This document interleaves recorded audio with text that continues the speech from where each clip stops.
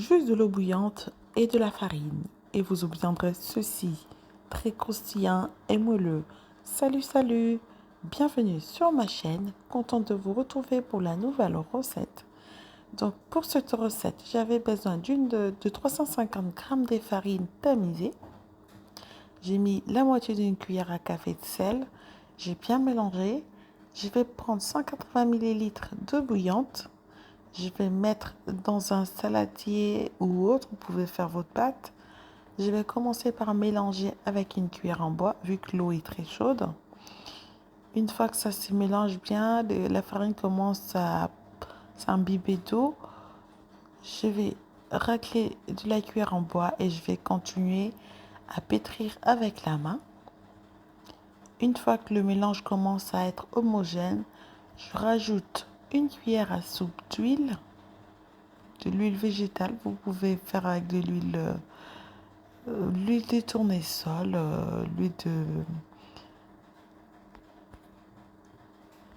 l'huile de colza, etc.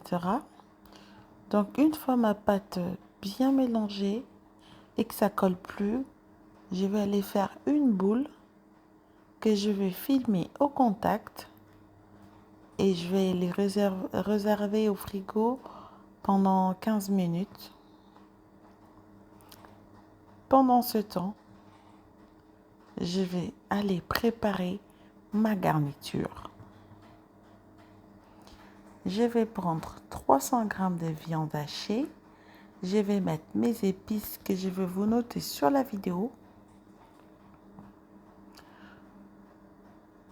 Je vais prendre ensuite 2 oignons que je vais émincer finement. Je vais émincer dans un hachoir manuel. Mais si vous n'en avez pas, vous pouvez aussi bien hacher avec les mains. Enfin, avec le couteau, on va dire.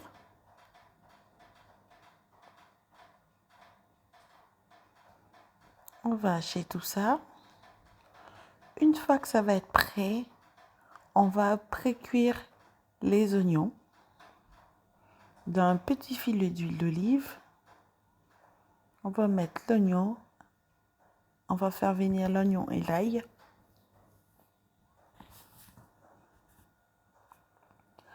On va venir hacher un oignon vert, comme sur la vidéo. Et on va aller rajouter ça dans la poêle où il y a l'oignon et l'ail. On va continuer à tourner. On va prendre 5 brins de persil. On va venir hacher ça finement.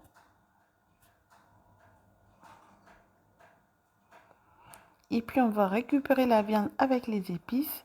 On va venir mettre notre mélange oignon-ail et oignon vert. Et le persil, on va rajouter. Et puis on va bien mélanger. Puis réserver de côté. Au bout de 15 minutes, on va récupérer notre pâte qui était au frigo. On va les diviser en deux. L'autre part, le temps de travailler l'autre boule, on remet dans un film pour que ça sèche pas. Et puis on vient bien étaler avec un rouleau à pâtisserie. L'autre pâte, il faut vraiment que la pâte soit bien fine pour que les résultats soient très bien. On va venir bien étaler notre pâte. Merci de vous abonner, de nous suivre, de partager avec vos amis sur les réseaux sociaux.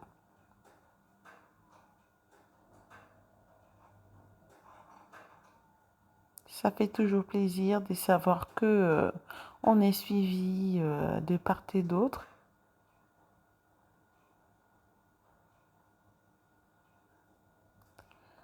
Une fois qu'on a la taille des pâtes assez fine, on va les plier dans un sens et dans l'inverse, et puis on va venir couper à la même taille en remettant à chaque fois des petits carrés sur les autres pâtes. Une fois que c'est fait, on va les ouvrir bien étalés pour couper le tout à la même taille. Une fois que c'est fait, on va venir séparer une par une pour pas que ça puisse se coller pendant qu'on va récupérer pour mettre notre garniture. On va venir couper tout ça. Une fois que c'est fait, on va prendre notre garniture qu'on avait mis de côté. On va mettre dans la pâte et puis on va bien fermer d'abord avec les doigts. Une fois que ça va être fait, on va prendre une fourchette pour aller renforcer notre fermeture pour que ça puisse pas partir pendant la cuisson. On le ferme comme ceci et puis on va prendre une poêle, on va mettre l'huile à chauffer et une fois que l'huile est chaude, on va les mettre à feu moyen, c'est mieux, et puis on va mettre à peu près 2 minutes de chaque côté, à peine 2 minutes. Je pense que 1 minute ça suffira. Et ce que vous voyez là, c'est la chute de ma pâte qui était à la fin. Donc j'ai récupéré pour ne rien perdre. Et voici ce que j'ai obtenu à la fin.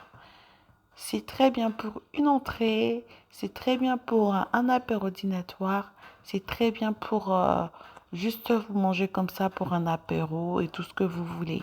Je vous laisse avec cette bonne recette à essayer absolument et on se retrouve très vite.